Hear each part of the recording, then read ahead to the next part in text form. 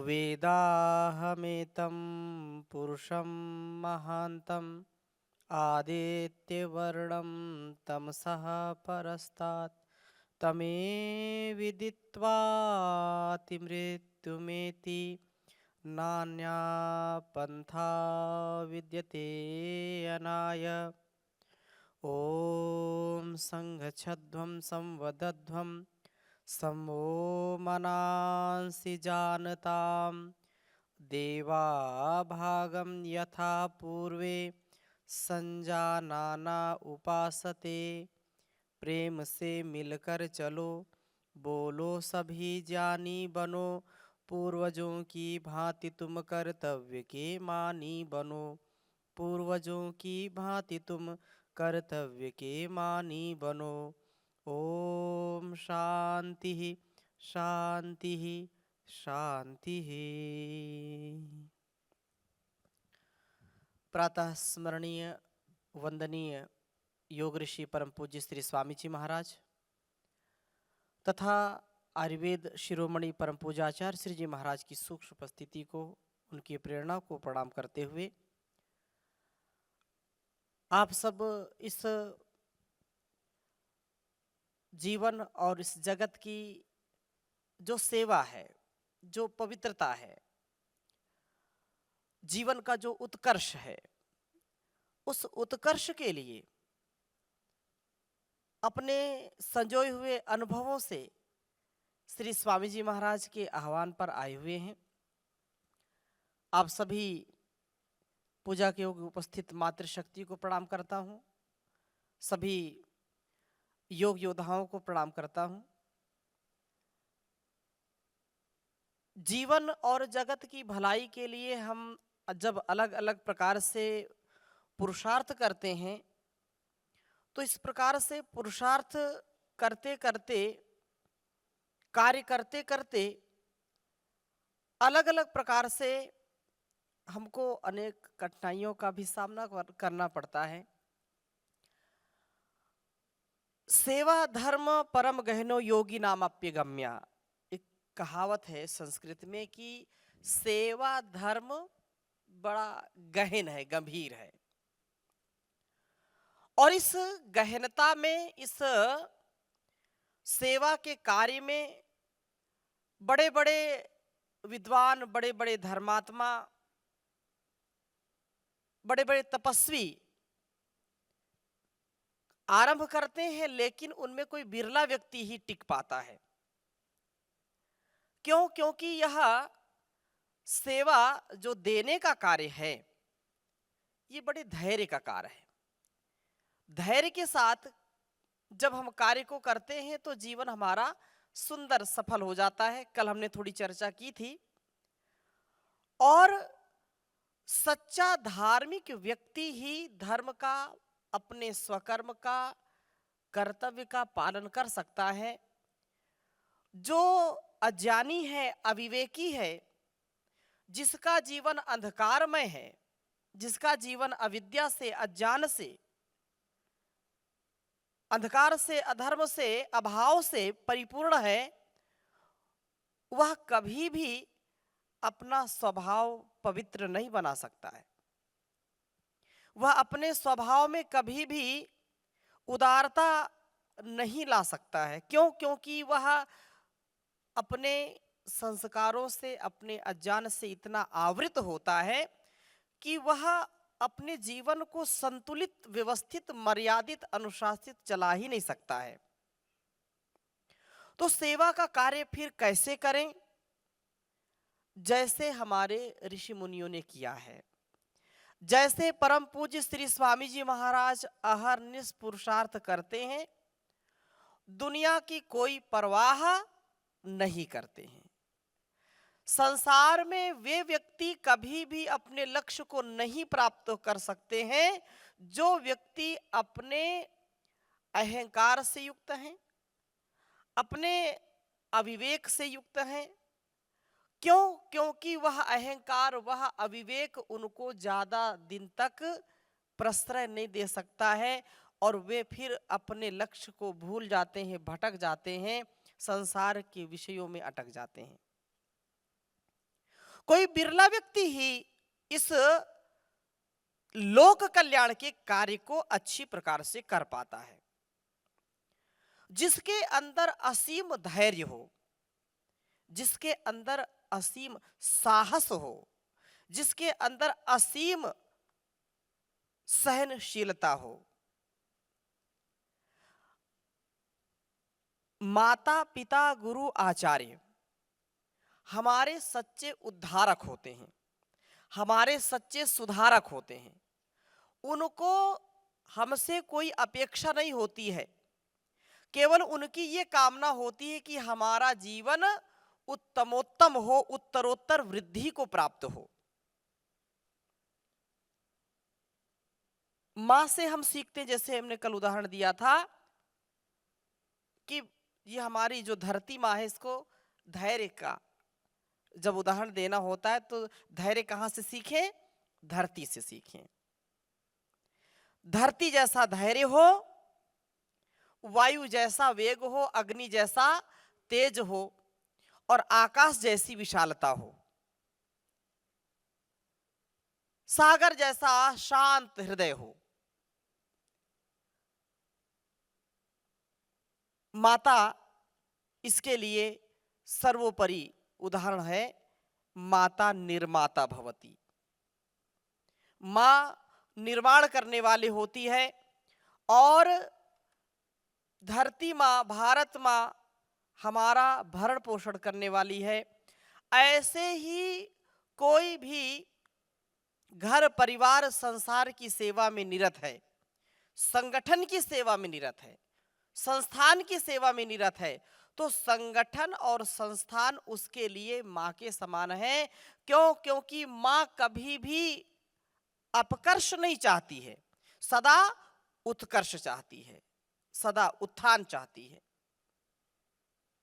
इसलिए हम अनेक विघ्न बाधाओं को सहते हुए भी अपनी मातृभूमि का जो कर्ज हमारे ऊपर, जो ऋण है, उससे उऋण हो। और माता पिता ने हमको पाल पोस करके बड़ा किया है। हमारा जीवन यदि श्रेष्ठ है या श्रेष्ठ करके हम समाज को, राष्ट्र को कुछ दे पाते हैं, तभी इसकी सार्थकता है, नहीं तो पशु के समान जीवन है। हम बड़े सौभाग्यशाली हैं कि हमको ऐसा समर्थ गुरु मिला है। ऐसे हमारे सामने एक आदर्श है परम पूज्य श्री स्वामी जी महाराज, जो जिनके अंदर हम अनेक ऋषियों का व्यक्तित्व देखते हैं, जिनके अंदर हम महापुरुषों का स्वरूप देखते हैं, चाहे क्रांतिकारियों का हो, देशभक्तों का हो, चाहे गुरु भक्तों का हो, चाहे ईश्वर भक्त का। उनके अंदर जो सूझबूझ है, उनके अंदर जो ज्ञान है, जो संवेदना है, जो सहनशीलता है, जो विवेक है, जो नीति है, जो रीति है, जो प्रीति है, उससे अभिषिक्त होकर हमको भी कार्य करने में संलग्न होना चाहिए।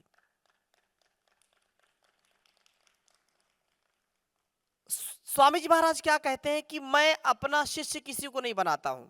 यहां लोग आते रहते हैं, हमको अपना शिष्य बना लो जी, हमको शिष्य बना लो। स्वामी जी महाराज क्या कहते हैं? मैं अपना शिष्य नहीं बनाता, मैं आपको अपना शिष्य नहीं बनाता, मैं आपको अपना प्रतिरूप बनाता हूं।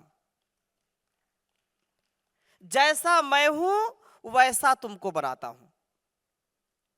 यह जो उनकी उदारता है, उनकी जो सहृदयता है, उनका जो असीम प्रेम है, उनके अंदर जो एक बहुत बड़ी शक्ति है, वह उनका संकल्प, वह उनकी शक्ति हम सबके अंदर विद्यमान है।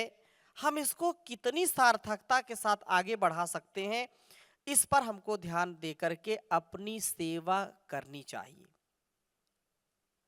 सेवा वो तत्व है जिसको हमारे सभी महापुरुषों ने जिया है। हम भगवान पुरुषोत्तम श्री रामचंद्र जी की बात करें तो उन्होंने अपनी मातृभूमि के लिए, माता पिता के लिए, अपने प्रजा के लिए सब कुछ निछावर कर दिया। अपने लिए उन्होंने कुछ चाहा नहीं है, सेवा के लिए। जब उन्होंने लंका पर विजय प्राप्त कर ली, सोने की लंका, तो लोग कहने लगे अब तो यहीं कितनी, ये सोने की इतनी विशाल यह लंका है, अब यहीं आप रह जाइए। बहुत अनुनय विनय लोगों ने किया। लक्ष्मण जी ने थोड़ा सा मन बना लिया कि भैया हमको तो वहां से 14 वर्ष का वनवास मिल गया था, अब हमने विजय इसमें प्राप्त की है, रावण का वध किया है, असुरों का संहार किया है, तो ये इसको कैसे छोड़ करके जाएं, इसमें तो रह सकते हैं, कोई बुराई नहीं है। भगवान क्या कहते हैं मुस्कुरा करके, लक्ष्मण ये जो सोने की स्वर्णमयी लंका लक्ष्मण में ना रोचते, जननी जन्मभूमिश्च स्वर्गादपि गरीयसी। मातृभूमि और माता की सेवा ये सबसे बड़ी सेवा है। मुझको स्वर्ग का भी राज्य मिले, सिंहासन मिले, तो मुझको वो अच्छा नहीं लगेगा। ऐसा भाव हमारे महापुरुषों का था। हम भगवान योगेश्वर श्री कृष्णचंद्र जी की बात करें, जन्म से लेकर के अंत समय तक इतना संघर्ष उन्होंने किया, इतना दुख, इतनी पीड़ाओं को सहा। बचपन से ही असुरों का संहार, असुरों से पाला पड़ गया, फिर महाभारत, इतनी इतनी जो है लीलाएं, इतनी चीजें देखी, लेकिन उन्होंने कभी जीवन में हार नहीं मानी। सदा मुस्कुराता हुआ उनका चेहरा आपको मिलेगा। जो भी हमारे महापुरुष हैं, दधीची की बात करें तो उन्होंने राष्ट्र की रक्षा के लिए, मातृभूमि की रक्षा के लिए अपनी हड्डियों को भी जीते जी दान कर दिया। ये भारतवर्ष ऐसा देश है जो सारे संसार में त्याग और तपस्या के लिए सदा से ही, प्राचीन काल से ही चारों दिशाओं में अपनी कीर्ति फहराता रहा है, अपनी यश पताका फहराता रहा है। त्यागमय जीवन हो, तपमय जीवन हो, सेवा के लिए, अपने लिए कुछ नहीं चाहना, चाहना है देश और समाज के लिए। इसलिए कहा कि राष्ट्र देवो भव। ये कोई साधारण बात नहीं है कि यह जो कुछ भी तन मन धन जो कुछ भी मिला है, किससे मिला है? मातृभूमि से मिला है, देश से मिला है। और देश सुरक्षित है तो मैं सुरक्षित हूं, मेरी संस्कृति सुरक्षित है तो मैं सुरक्षित हूं। यदि संस्कृति नहीं सुरक्षित है, संस्कार नहीं सुरक्षित है, तो हम भी कभी सुरक्षित नहीं रह सकते। इसलिए योग का यह एक ऐसा आधार हमको मिला है। योग का प्रयोग करके, योग का जीवन में आधान करके हम सबसे अच्छे सच्चे इंसान बन जाते हैं। सारे विकार दूर हो जाते हैं, सेवा का सामर्थ्य आ जाता है। और सेवा की इतनी महिमा है कि सारे वेद शास्त्र सब भरे पड़े हैं। भगवान हनुमान की हम बात करें तो उनसे बढ़कर के सेवक अपने को कोई नहीं मानता। सबसे बड़े सेवक मानते हैं सभी लोग कि भगवान की सेवा करने वाले हनुमान हैं। और हनुमान सदा अहर्निश पुरुषार्थ करते हैं, लेकिन बदले में उनको क्या चाहिए? कभी कुछ मांगा क्या भगवान से? कभी कुछ नहीं मांगा। इसलिए सेवा से, सत्कार से, परोपकार से, सद्विचार से हमारा जीवन श्रेष्ठ बनता है। यही है प्रार्थना भगवन, मेरा जीवन निराला हो, सदाचारी परोपकारी व लंबी उम्र वाला हो, यही है प्रार्थना भगवन, मेरा जीवन निराला हो।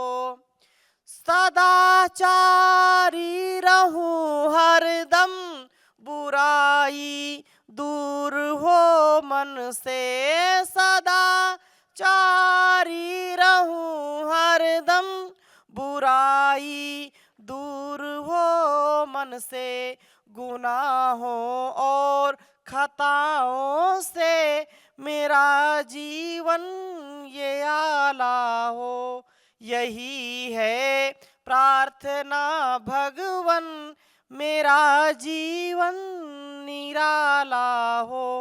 तो मेरा जीवन निराला हो, शुचिता से पवित्रता से युक्त हो। संसार में उसी व्यक्ति की सेवा महत्वपूर्ण होती है जिसका जीवन पवित्र होता है, जिसका जीवन शुचिता से युक्त होता है। अपवित्र व्यक्ति की कोई सेवा लेना चाहेगा क्या? बताइए, आप सब जाग रहे हैं कि नहीं? तो अपवित्र व्यक्ति की, कलंकित व्यक्ति की, अमर्यादित व्यवहार करने वाले व्यक्ति की कोई सेवा लेगा क्या? कभी नहीं लेते। इसलिए जो सेवा करने वाला व्यक्ति है, जो सेवक अपने आप को मानता है, उसके जीवन में शुद्धता, पवित्रता, सच्चरित्रता, मर्यादा, अनुशासन परम आवश्यक है। और जो ऐसा व्यक्ति होगा, ऐसा जो साधक होगा, वह संसार की बाधाओं को भी दूर कर देता है। इसलिए अपने जीवन से, मन से, वाणी से और शरीर से सेवा के 3 साधन है, कर्म करने के 3 साधन है। मन से या वाणी से या शरीर से। तो मन, वाणी और शरीर से किया हुआ कर्म ये दीर्घ काल तक फल देने वाला है। हम अपने किए हुए कर्मों का कभी भी अतिक्रमण नहीं कर सकते। उसके द्वारा जो फल मिलेगा वो अवश्य ही मिलेगा। इसलिए कहा है कि अवश्य में उपभोक्तव्यम कृतम कर्म शुभाशुभम, न भुक्तम क्षीयते कर्म जन्म कोटि शतैरपि। तुम्हारे द्वारा एक छोटा सा कार्य भी जो आप करते हैं, जो मन में विचार करते हैं, जो वाणी से बोलते हैं, शरीर से जो करते हैं, वो जरूर फल देता है। जैसे मिट्टी में यदि कोई बीज पड़ गया और उसको अनुकूल वातावरण मिल गया, तो आज नहीं तो कल उसमें अंकुरण आता ही आता है। इसलिए हमारे द्वारा किया हुआ कर्म, अब हम कभी कभी विचार करते हैं हम ये कर तो रहे हैं, इसका लाभ क्या मिलेगा, हानि क्या होगी, कुछ मिल नहीं रहा, कुछ हो नहीं रहा, ये हम ऐसा विचार कर लेते हैं। क्यों? क्योंकि कर्म के सिद्धांत को, सेवा के फल को हम समझते नहीं हैं। निस्वार्थ भाव से, निष्काम भाव से किया हुआ कर्म, किया हुआ सद्धर्म सदा फलदायी होता है। चाहे शुभ कर्म करें, चाहे अशुभ कर्म करें। शुभ अशुभ दोनों ही मिलते हैं। एक शुभ किया है तो कई गुना उसका फल हमको शुभ मिलेगा, और एक अशुभ कर्म किया है तो कई गुना उसका अशुभ हमको देखना पड़ेगा। कभी कभी हम दूसरों को देख करके विचार करते हैं, अरे ये तो झूठ भी बोलता है, ये तो जो है गलत राह पर चलता है, फिर भी इसको धन धान्य की कमी नहीं है। और लोग परिभाषा बदल देते हैं कि जितना जो झूठ बोले उतना ही धनवान है, उतना ही गुणवान है, ऐसा लोग बोलते हैं। लेकिन ये बात अच्छी नहीं है। आज नहीं तो कल उसको परिणाम भोगना ही पड़ेगा। इसलिए संसार में हम अपने कर्म को सदा करते जाएं और उसका जीवन, यह जीवन तो श्रेष्ठ बनता ही है। यदि आप निस्वार्थ भाव से सेवा करते हैं तो अतीव प्रसन्नता मिलती है, और यदि नहीं करते हैं तो अप्रसन्नता मिलती है, आत्मग्लानि मिलती है। कोई व्यक्ति भूखा है, आपके पास थाली है, भोजन रखा हुआ है, आपको दया आ गई, आपने 2 रोटियां उसको भी खाने के लिए दे दी। 2 रोटी आपके पास बची, एक व्यक्ति और आ गया, उसको भी 1 रोटी दे दी। तो आप 1 रोटी भी खा करके इतना तृप्त हो जाएंगे, इतनी आत्म प्रसन्नता होगी कि मेरी रोटी, मेरी थाली अन्य किसी के काम में आ गई। और वही व्यक्ति, उसका जो हार्मोन सिक्रेशन है, अंदर का जो उसका तत्व है, वो उसको पुष्ट करता है। उसके अंदर उदारता का भाव, प्रसन्नता का भाव, उसके अंदर आत्म सम्मान का भाव जागृत करता है, आत्मबल बढ़ाता है। उसका मानसिक बल बढ़ेगा, उसका आत्मिक बल बढ़ेगा। लेकिन आप अपना तो दे ही नहीं रहे और किसी दूसरे की भी थाली छीन करके अपने पास रख लिया, उसको खाने नहीं दिया। आप स्वयं अनुभव कभी करें इस बात को। आपने दूसरों की थाली लेकर के थोड़ी देर के लिए जरूर आपने सिद्ध कर दिया कि मैं बलशाली हूं, लेकिन आत्मग्लानि से कभी बच नहीं सकते। वो हीनता आएगी और वो आत्मबल कमजोर करने वाला व्यक्ति होगा, वो अपने मनोबल को कमजोर करने वाला व्यक्ति होगा। उसके अंदर जो भाव है वो उसको, उसकी एक एक कोशिका को दुर्बल करेगी, निर्बल करेगी, कभी सबल नहीं करेगी, उसको कभी सक्सेसफुल नहीं करेगी। इसलिए जो परोपकार की भावना, जो सेवा की भावना है, उससे हमारे इंटरनल एंड एक्सटर्नल, आंतरिक और बाह्य संसार को दिव्य भव्य बनाने का काम करते हैं। सेवा का महत्व अत्यंत गंभीर है, गहन है, और माता पिता, गुरु और इस मातृभूमि का ऋण हम कभी चुका नहीं सकते, लेकिन प्रयास तो कर सकते हैं। आज जो मैं वाणी बोल रहा हूं, क्या मेरी वाणी है? क्या ये जो शरीर है मेरा है क्या? लेकिन हम तो कहते मेरा है, मेरा है। क्यों करता है मेरा मेरा, सच में तो बंदे कुछ नहीं तेरा। ये तेरा और मेरा की जो तू मैं की जो भावना है, ये व्यक्ति को संकीर्ण, संकुचित, कलुषित मानसिकता का बना देती है। हम उदारता से युक्त हों। एक बार एक राजा एक किसी दूसरे राज्य को जीत करके, किसी दुर्ग को जीत करके, किला को जीत करके घर आया और माँ के गले लग गया और माँ से कहने लगा, माँ, तेरा जो स्वप्न था कि उस किले को मैं जीत लेता, आज मैंने उसको जीत लिया है और मैंने मातृ ऋण से अपने को छुड़ा लिया है। तेरा जो स्वप्न था तो मैंने पूरा कर दिया। सपना तू देखती थी, बचपन से बताती थी, और आज मैंने वो काम करके दिखा दिया, तो मैं तो मातृ ऋण से उड़े हो गया।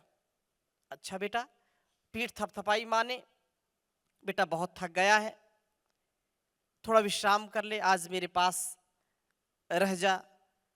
माँ की इतनी ममता और इतना आग्रह देखा तो राजा बोला, ठीक है कोई बात नहीं, आज माँ के पास रहेंगे।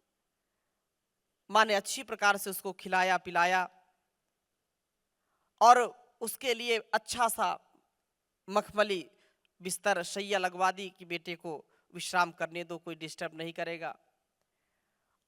सब कुछ व्यवस्था कर दी। और वो जब लेट गया और थोड़ी देर में उसको नींद आ गई। नींद आ गई तो माँ ने पास में रखे जल को उसके ऊपर डाल दिया। जैसे ही उसकी नींद खुली, माँ अरे ये पानी कैसे गिर गया? अरे बेटा मैं पानी रख रही थी, गिर गया। कोई बात नहीं, दूसरा बिस्तर लगा देंगे। दूसरा बिस्तर लगाया, फिर सो गया। फिर माँ ने पानी ऊपर डाल दिया। अब इस बार तो थोड़ा सा राजा नाराज हो गया। माँ क्या कर रही हूं बार बार? अरे बेटा मैं गलती हो गई मेरे से। फिर दूसरा बिस्तर लगा, फिर सो गया वो। और फिर तिबारा भी, तीसरी बार भी माँ ने पानी उसके ऊपर डाल दिया। अब तो राजा आग बबूला हो गया और बहुत तेज से चीखा, क्या कर रही है माँ? कहीं तेरा दिमाग फिर तो नहीं गया? बार बार पानी डाल देती है। मां मुस्कुराई, बोली बेटा अभी तो आप कह रहे थे कि मां मैं मातृ ऋण से उऋण हो गया। याद करो जब तुम छोटे से थे, रात भर तुम बार बार बिस्तर गीला करते थे और मैं बार बार बदलती थी। एक बार भी नाराज मैं नहीं हुई और मैंने केवल 3 बार पानी डाल दिया, आप नाराज हो गए। कहने का आशय क्या है कि माता पिता, मातृभूमि और ये गुरु, ये हमको जीवन में हम कितना कुछ कर लें, कभी इनके ऋण से हम उऋण नहीं हो सकते हैं। अपने कर्तव्य को हम करते चले जाएं और ये सेवा से ही, परोपकार से ही हमारे संसार का और हमारा उद्धार होगा और कोई दूसरा उपाय नहीं है। आज हम भगवान राम को, भगवान कृष्ण को और जितने कपिल, कणाद, गौतम, जैमिनी, पतंजलि, पाणिनि, महर्षि दैन, जिनके जीवन बहुत उच्च चेतना में, जो ऋषि परंपरा में जिए हैं, उनको हम जानते हैं, मानते हैं, उनकी पूरी वंश परंपरा को जानते हैं। लेकिन आप सब शहरों से भी आए हैं, गांवों से भी आए हैं। गांव में तो लगभग फिर भी लोग जानते हैं। दिल्ली जैसे महानगर में या शहर में, कोई भी शहर हो, पास में रहने वाले व्यक्ति के नाम लोग नहीं जानते कि बगल में कौन रह रहा है, और रहते 20 वर्ष से हैं। ये बात सत्य है कि नहीं? कोई नहीं जानता।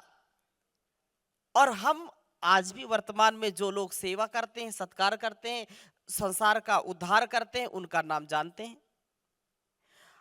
अगर मेरे से कोई पूछे, आपसे भी कोई पूछे, आप अपने पिताजी का नाम बताओ ना, आप नाम बताएंगे। पिताजी के पिताजी का नाम बताओ, कुछ लोग बता देंगे। फिर पिताजी के पिताजी के पिताजी का नाम बताओ,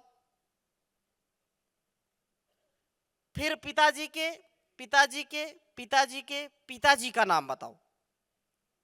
पता है क्या? कोई नहीं बताएगा। आप में से भी कितने लोग ऐसे हैं जो 2, 3, 4 पीढ़ी से ज्यादा के नाम जानते हो? कई लोग हैं इसमें। कितनी पीढ़ियों के नाम जानते हैं? 3 पीढ़ी के नाम जानते हैं, 4 पीढ़ी के, 5 पीढ़ी की। वाह, चलो इनके लिए जोरदार करतल ध्वनि करो। 5 पीढ़ियों के नाम जानते हैं। वो भी पूछा होगा तब, किस पूछ करके तो आएंगे ना। हाँ, पिताजी बताते थे, लेकिन अब पिताजी के पास लोग बैठते नहीं तो कैसे पता चलेगा? पिताजी के पास बैठना नहीं, माता के पास बैठना नहीं, तो ज्ञान कहां से आएगा? हमको उसी परंपरा की रक्षा के लिए पुनः वैदिक परंपरा, सनातन पुरातन परंपरा को स्थापित करने के लिए इस विराट महायज्ञ में अपनी आहुति देनी है।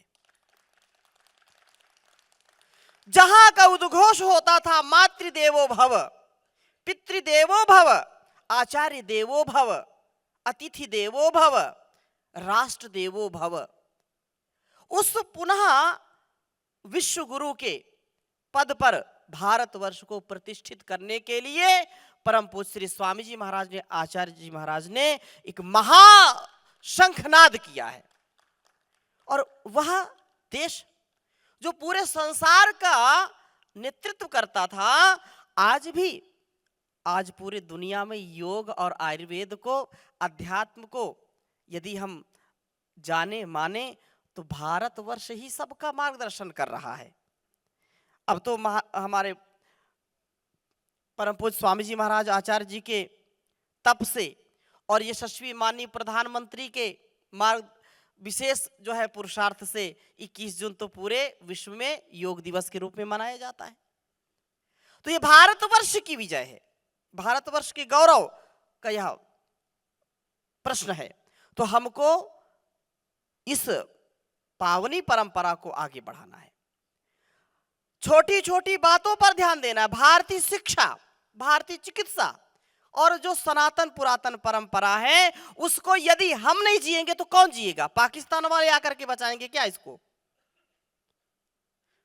कोई पाकिस्तान से आने वाला नहीं, कोई चाइना से आने वाला नहीं है।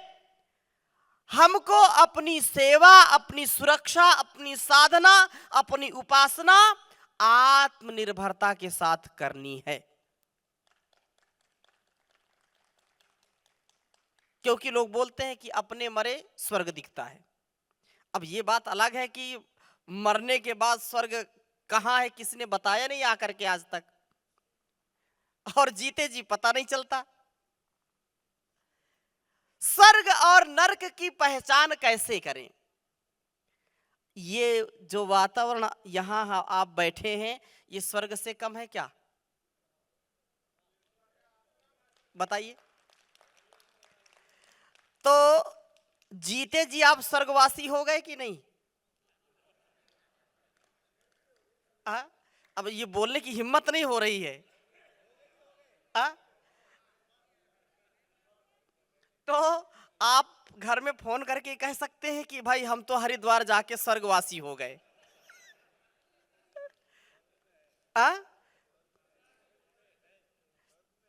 एक बिल्कुल बहुत अच्छी बात है, यही स्वर्ग है, यही नरक है। जहां आनंद है, जहां प्रेम है, जहां सौहार्द है, जहां एक दूसरे का सम्मान है, वहीं पर स्वर्ग है।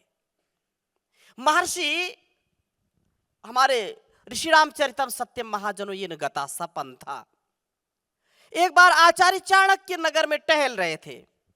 सेवा का और सत्कार का, इस संसार के उपकार का जो मर्म है, चाहे घर हो चाहे बाहर हो, हमको अपने संस्कृति, अपने संस्कारों को जीना कभी नहीं भूलना चाहिए, क्योंकि यही स्वर्ग जैसा वातावरण बनाता है।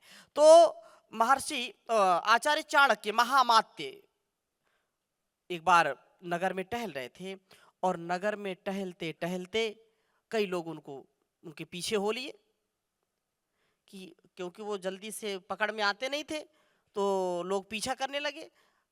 आचार्य कहाँ आज आप यहाँ नगर में कैसे टहल रहे हैं? या तो आप अपनी कुटिया में तपस्या करते हैं, या तो राजमहल में रहते हैं, न्याय व्यवस्था या जो भी व्यवस्था होती है, आज यहाँ कैसे आप दर्शन दे दिए? आचार्य चाणक्य कुछ बोले तो बहुत भीड़ हो गई, क्या बात है, मामला क्या है? तो आचार्य से जब रहा नहीं गया कि उत्तर तो देना ही पड़ेगा, तो बोले कि मैं यहाँ देख रहा हूँ कि यहाँ पर नरक कितने हैं, कितने यहाँ शमशान बने हुए हैं, नगर के अंदर शमशान कितने बने हैं, इसका निरीक्षण कर रहा हूं मैं। लोग चुप हो गए।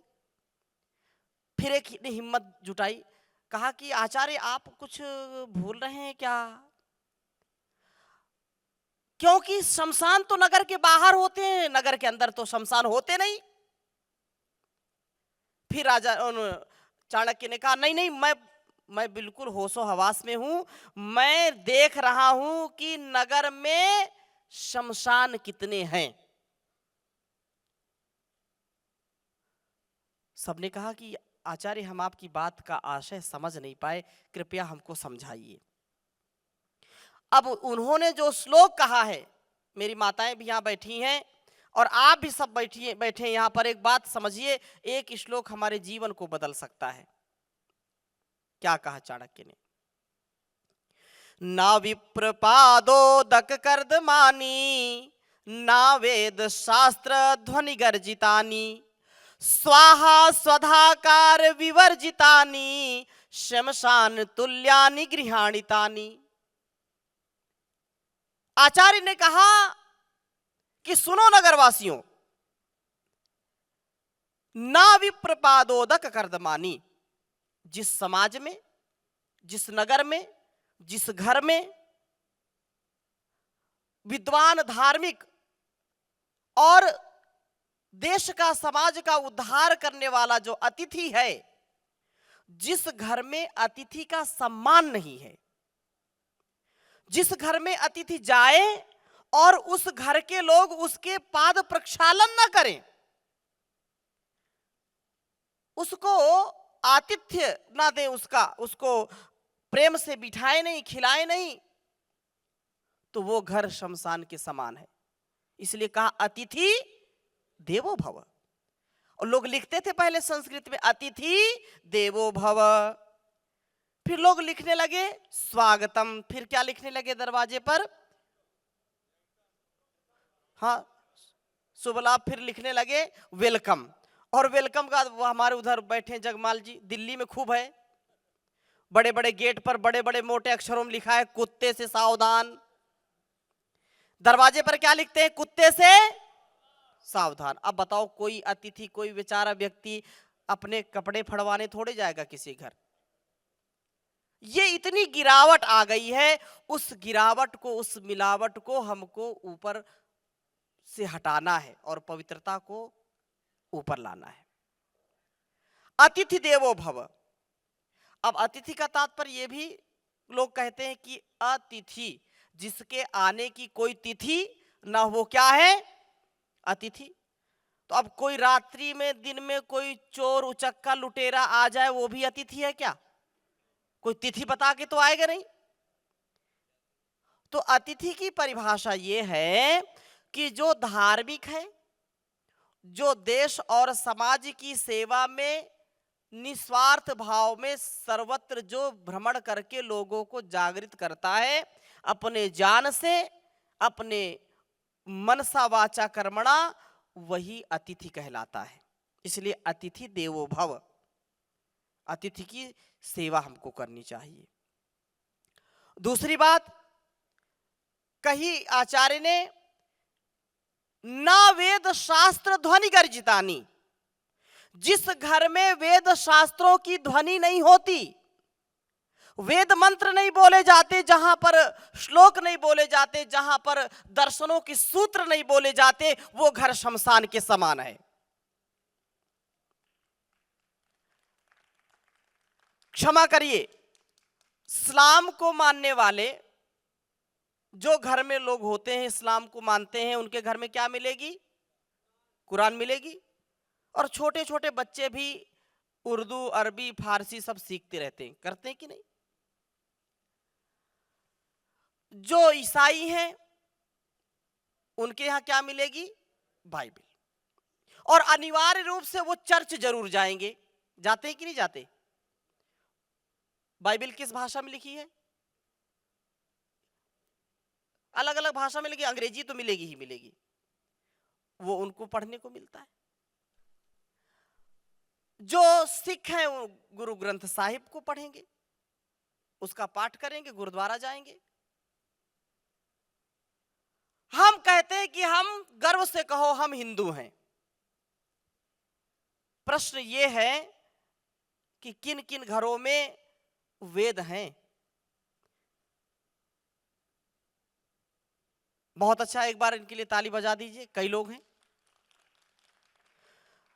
हमको अपने सनातन पुरातन परंपरा की रक्षा के लिए हर घर में वेद, उपनिषद, दर्शन, गीता, रामायण, महाभारत रखनी चाहिए कि नहीं? रखनी चाहिए। और रख करके कुछ लोग फिर केवल उसकी पूजा पाठ करते रहते हैं, केवल अगरबत्ती जलाएंगे, आरती उतारेंगे, तो वो ज्ञान तो उससे पढ़ने से आएगा ना। ना वेद शास्त्र ध्वनि गर्जितानी, जहां पर वेद शास्त्रों के मंत्रों का, श्लोकों का वाचन नहीं होता, बड़े से लेकर के छोटे बच्चों तक जहां पर इसको पढ़ते नहीं, वो घर शमशान के समान है। मैं संकेत मात्र कर रहा हूं।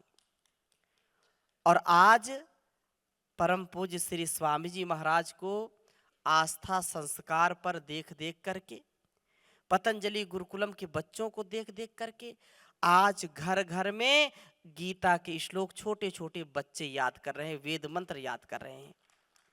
भारत बदल रहा है कि नहीं बदल रहा? बदल गया। ये स्वर्ग है। और अगली बात क्या कही है? सेवा की बात। कहा कि स्वाहा स्वधाकार विवर्जितानी, स्वाहा स्वधाकार विवर्जितानी श्मशान तुल्यानि गृहाणितानी। ये श्लोक का जो भाग है क्या कहता है कि स्वाहा स्वधाकार विवर्जितानी, जिस घर में रोज आहुति नहीं दी जाती, जहां रोज यज्ञ नहीं होता है, जहां स्वाहा स्वाहा करके सब पूरा घर भर मिल करके यज्ञ नहीं करता, वो घर शमशान के समान है। ये भारतवर्ष की परंपरा रही है। प्राचीन काल से हर घर में यज्ञ होता था। घर को अंग्रेजी में क्या कहते हैं सीए साहब? होम कहते हैं ना।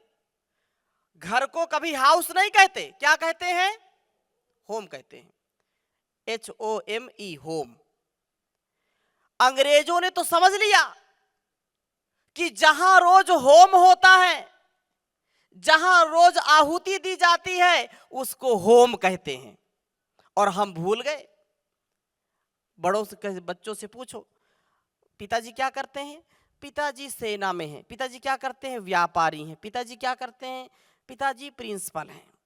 माता क्या? हाउस वाइफ है। क्या जमाना है। मातृदेवो भव। तो माता जो गृह लक्ष्मी कहलाती है, मां जो उस घर का प्राण है, हमने बच्चों को क्या सिखाया? तो जब हम अपने घर परिवार को बिठा करके यज्ञ करेंगे, आहुति देंगे, तो निसंदेह हमारा घर स्वर्ग बनेगा। और ये अनेक रोगों को, दोषों को दूर करने का बहुत बड़ा उपाय है। अभी 10 वर्ष, 20 वर्ष, 25 वर्ष पीछे जाएं, और हो सकता है अभी आप में भी लोग रोज नित्य हवन करते हो, या जो हवन नहीं करते तो माताएं क्या करती हैं, जल्दी से उसमें चावल गुड़ घी डाल करके जिस चूल्हे में भोजन बनाती उसी में आहुति दे दी, इसके बाद भोजन मिलेगा। तो ऐसे विचार से, ऐसे व्यवहार से हम अपने जीवन को ओतप्रोत करें। ना स्वाहा स्वधाकार विवर्जितानी। स्वाहा मतलब देवताओं के लिए। ओम इंद्राय स्वाहा, ओम प्रजापतये स्वाहा, ये बोलते हैं ना। तो ये जो स्वाहा स्वाहा बोलते हैं, ये देवताओं के लिए है। अग्निर्वै देवा नाम मुखम। अग्नि में जो कुछ भी हम डालते हैं वो देवों तक पहुंचता है। ठीक है। देवों के लिए हवि, और पुरखों के लिए, जो हमारे पूर्वज हैं, उनके लिए कवि बोलते हैं। पितरों के लिए कवि। तो दो शब्द इसमें बोले, स्वाहा और स्वधाकार। स्वधा का मतलब क्या है? स्वधा का मतलब यह है कि अपने माता पिता, अपने बड़ों का, अपने घर परिवार वालों का सम्मान करना, उनको अपनी सेवा से तृप्त करना। जिन घरों में अपने माता पिता का सम्मान बच्चे करते हैं, जिन घरों में बड़ों का सम्मान लोग करते हैं, जहां पर नित्य प्रति उनकी सेवा शुश्रूषा करते हैं, जहां पर औषधि की या भोजन की, वस्त्रों की, धन की जैसी जैसी आवश्यकता बड़ों को होती है, सक्षम संतान उनकी सेवा करती है, तो वही स्वधा कहलाती है, जीवित माता पिता की। अब इसी को श्राद्ध, इसी को तर्पण कहते हैं। संतान अपने माता पिता की सेवा करे और सेवा से उनको तृप्त कर दे, तो वो तर्पण कहलाता है। क्या कहलाता है? तर्पण। और श्रद्धा से किया हुआ, श्रद्धा से, विश्वास के साथ, निष्ठा के साथ, प्रेम के साथ अपने से बड़ों की सेवा जहां पर होती है, बड़ों का सम्मान जहां पर होता है, वास्तव में वही घर स्वर्ग के समान होता है। इसलिए उन्होंने ये बात कही। और यह साविप्रपादोदक कर्दमानी, सावेद शास्त्र ध्वनि गर्जितानी, स्वाहा स्वधाकार निरंतराणी, स्वर्गाणि तुल्यानि गृहाणि तानि। ये घर स्वर्ग के समान बन जाते हैं जहां पर नित्य प्रति योग, यज्ञ, संध्या, हवन पूरा घर भर बैठ करके करता है। तो ये हमको सबको मिलकर के करना है। और चौथे पन में तो विशेषकर ब्रह्मचर्य काल में, गृहस्थ काल में और वानप्रस्थ और सन्यास में तो परोपकार के लिए है। यद्यपि संसार का उपकार जितना एक सन्यासी, जितना एक ब्रह्मचारी कर सकता है, उतना अन्य लोगों के लिए कठिन कार्य है। ये महर्षि देव दयानंद का कथन है। तो हम केवल कपड़े से ही नहीं, अपने मन से भी हमको सन्यास लेकर के ये पूरे देश और दुनिया में सबसे बड़ा एक अभिनव कार्य होगा जो प्राचीन भारतवर्ष का रहा, कि यदि हम जागरूक हो गए। और आप सब परम पूज्य स्वामी जी महाराज को वर्षों वर्षों से सुनते हैं, आस्था के माध्यम से, संस्कार के माध्यम से, तो सेवा का कितना उत्कर्ष कार्य हो सकता है वो आप सब अच्छी प्रकार से जानते हैं। क्योंकि पतंजलि योग पीठ के माध्यम से जो सेवा कार्य आज हो रहा है, तो प्रत्यक्ष को प्रमाण की आवश्यकता कभी नहीं होती है। नहीं, अब ये थोड़ा सा आनंद में है। जोरदार एक बार ताली तो बजा दो, अपने लिए बजाओ। इसलिए क्योंकि इस अवस्था में आपने जो संकल्प लिया है कि मुझको अपनी इस जीवन की जो अनुभव या जो जीवन के समय हैं, कम से कम अब तो कुछ सेवा में कर लूं। सेवा से, सत्कार से, परोपकार से हमारा जीवन आप्लावित हो, हम अपने जीवन को उत्कर्ष की ओर ले जाएं, कभी अपकर्ष की ओर ना ले जाएं। क्योंकि यही जीवन जीने की कला है। कर ले भला होगा भला, अंत भला है। कर ले भला होगा भला, अंत भला है। बस यही संसार में जीने की कला है। बस यही संसार में जीने की कला है। बस यही संसार में जीने की कला है। तो इस कला से हम अपने आप को इतना अभिषिक्त कर लें कि एक पल का नैराश्य हमारे जीवन में ना आए। और ऐसी हताशा, निराशा जब व्यक्ति को नहीं सताती है, तो वह सर्वथा सर्वदा उत्कर्ष को प्राप्त होता है। हमारा जीवन अपकर्ष के लिए नहीं है, हमारा जीवन पतन के लिए नहीं है, हमारा जीवन किसके लिए है? उत्थान के लिए है। वेद का आदेश है कि आप ऊपर उठो। उद्यानम ते पुरुष नावयानम, अय मनुष्य मैं तुझको नीचे गिरने के लिए नहीं बनाया हूं, ऊपर उठने के लिए बनाया हूं। तो हम ऊपर उठे, पतन से बचें। और एक कवि ने बहुत सुंदर बात कही है कि संसार आज की जो स्थिति है, व्यक्ति क्या करता है? कमाई करता है। पहले विद्या किस लिए दी जाती थी? विद्या ददाति विनयम, सा विद्या या विमुक्तये। विद्या किस लिए होती थी? व्यक्ति की मुक्ति के लिए। मुक्ति किससे? अपने लोभ से, काम से, क्रोध से, ईर्ष्या से, छल कपट से, अपने दुर्गुणों से, दुर्व्यसनों से मुक्त हो गए, अहंकार से मुक्त हो गए। और जब इन बुरी चीजों से मुक्त हो गए तो मुक्ति तो होनी ही होनी है। लेकिन यदि व्यक्ति इनसे मुक्त नहीं हुआ तो कैसे उस परमात्मा की भक्ति से युक्त होगा, योग से कैसे युक्त होगा? तो मुक्ति के लिए पहले कहते थे कि सा विद्या या विमुक्त है। आज की परिभाषा क्या है? जो हम पढ़ाते हैं, पढ़ते हैं, डिग्री प्राप्त करते हैं, डिप्लोमा प्राप्त करते हैं, किस लिए? नौकरी के लिए।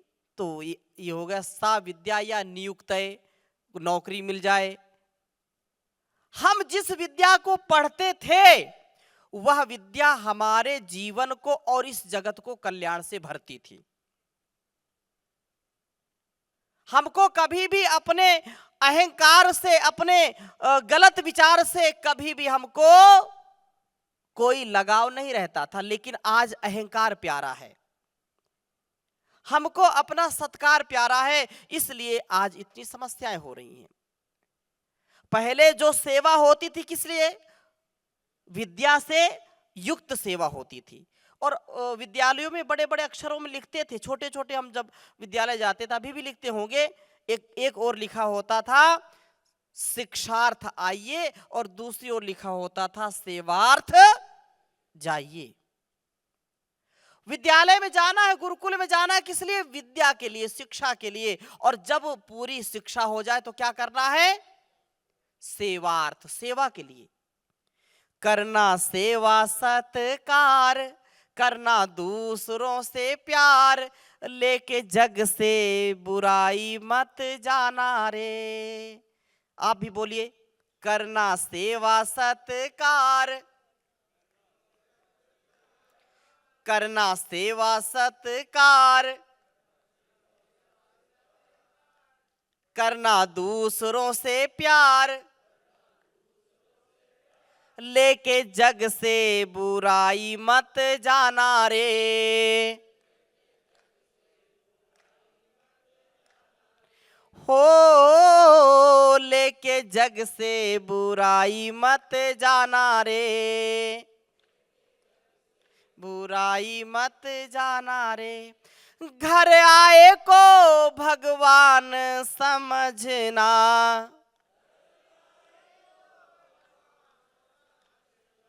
खुद अपना सा इंसान समझना।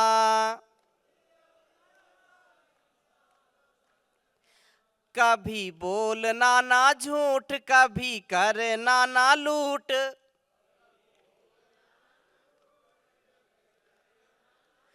ना किसी को कभी भी तू सताना रे। हो लेके जग से बुराई मत जाना रे। सबसे मीठी वाणी बोल, यही भेंट अनमोल,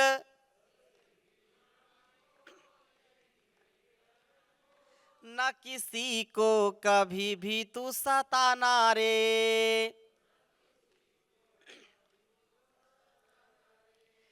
बंदे कभी बनना ना अभिमानी,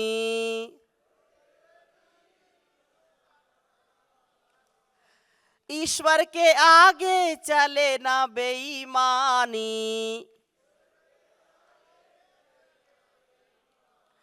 ईश्वर लेगा हिसाब, देना पाए तू जवाब,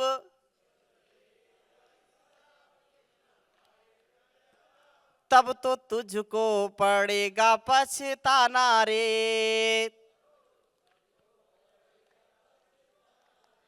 हो लेके जग से बुराई मत जाना रे।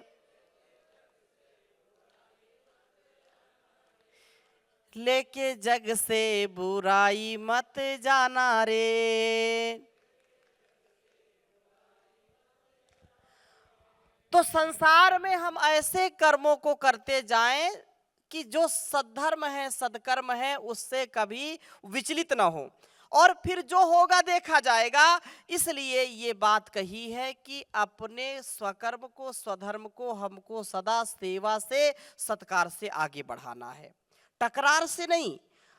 अपने साझेदारी से, ईमानदारी से, वफादारी से अपने कार्य को अच्छी प्रकार से निभाने का कर्तव्य हमको करना है। और इसमें अनेक कष्ट आएंगे, लेकिन उन कष्टों को भी नष्ट करना हमारा कर्तव्य है।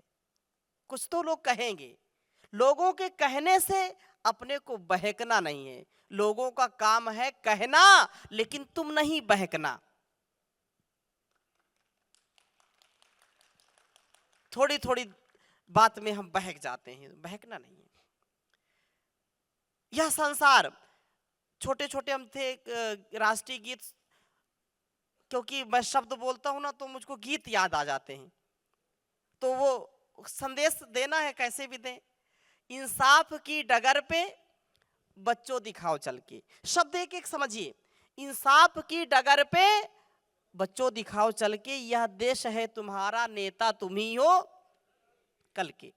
अब नेता भी आजकल बदनाम हो गए हैं, लेकिन नेता का मतलब सच्चा ये होता है नीय प्रापणे, अर्थात जो स्वयं उन्नति के पथ पर सबसे आगे हो और दूसरों को भी ले जाने वाला हो। हमारे नेता कौन है? परम पूज्य श्री स्वामी जी महाराज हैं। हमारे नेता कौन है? माननीय मोदी जी हैं। तो जो आगे ले जाते हैं, कभी पतन की ओर नहीं ले जाते, उनको नेता कहते हैं। दुनिया के रंज सहना पर मुंह से कुछ ना कहना, सेवा का मर्म समझ लीजिए। दुनिया के रंज सहना पर मुंह से कुछ ना कहना, मुंह से कुछ नहीं कहना, सच्चाइयों के बल पर आगे को बढ़ते रहना। उपदेश है कि नहीं? कितना बड़ा उपदेश है। दुनिया के रंज सहना पर मुंह से कुछ ना कहना, सच्चाइयों के बल पर आगे को बढ़ते रहना। रख दोगे एक दिन तुम संसार को बदलकर, इंसाफ की डगर पर बच्चों दिखाओ चलकर, इंसाफ की डगर पर बच्चों दिखाओ चलकर। ये ईमानदारी से आज हम परम पूज्य स्वामी जी महाराज के जीवन को देखें। क्या था स्वामी जी महाराज के पास? कुछ नहीं था। 500 रुपए लेकर के हरिद्वार, वो भी कई बार महाराज जी बताते हैं। लेकिन आज संसार का कोई भी ऐसा प्रभावशाली व्यक्ति या संसार का कोई भी ऐसा व्यक्ति जो परम पूज्य श्री स्वामी जी महाराज के तप को, उनके पुरुषार्थ को कोई प्रणाम न करता हो, ऐसा संसार में कोई है नहीं। जीवन कैसे जीते हैं उन्होंने परिभाषा बदल दी। एक अकिंचन, गुरुकुल का पढ़ा हुआ एक ब्रह्मचारी, एक सन्यासी पूरे राष्ट्र को, पूरी दुनिया को हिला करके रख देगा, किसी ने कल्पना नहीं की थी।